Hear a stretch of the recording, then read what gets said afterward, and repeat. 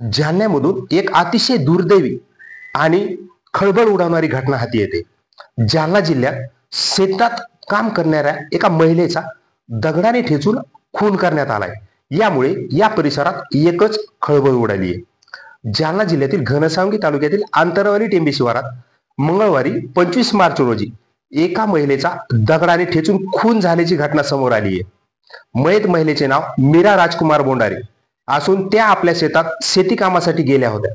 दुपारच्या सुमारास त्या झाडाखाली विश्रांती घेत असताना त्यांच्यावरच अज्ञाताने दगडाने हल्ला केलाय आणि या हल्ल्यामध्ये त्यांचा संपूर्ण चेहरा आणि मान छिन्न विछिन्न झाली होती।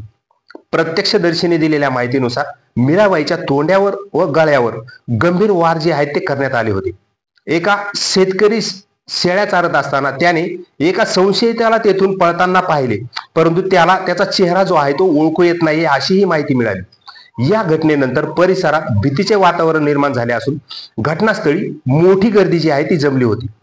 पैठणच्या डाव्या कालव्याच्या 26 मायनर वितरिकेजवळ मीराबाईंचा छिन्न विछिन्न अवस्थेत प्रेत सायंकाळी 4 ते 4:30च्या सुमारास आढळले। घटनेची माहिती मिळताच तीर्थपुरी पोलिसांनी तात्काळ घटनास्थळी धाव घेतली आणि तपास सुरू केलाय। सदरील खुनामागे नेमके कारण अद्यापही अस्पष्ट असून पोलीस तपास होईपर्यंत कोणताही निष्कर्ष काढणे योग्य नाही। मीरा बोंडारे या आंतरवाली टेंबे येथील जिल्हा परिषद शाळेचे शिक्षक राजकुमार गणपत बोंडारे यांच्या पत्नी होत्या।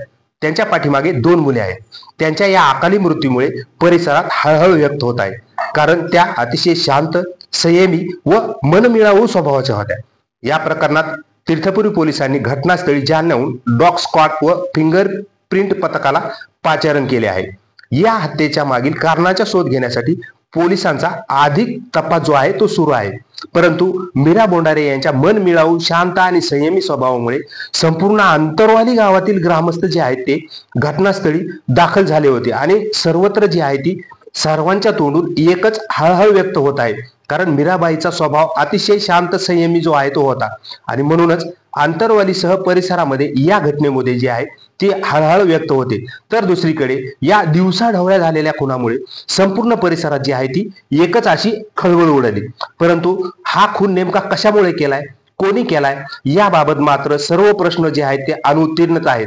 परंतु सद्यस्थितीत तरी या घटनेमुळे परिसरात जी आहे ती एकच खळबळ जी आहे ती उडाली आहे।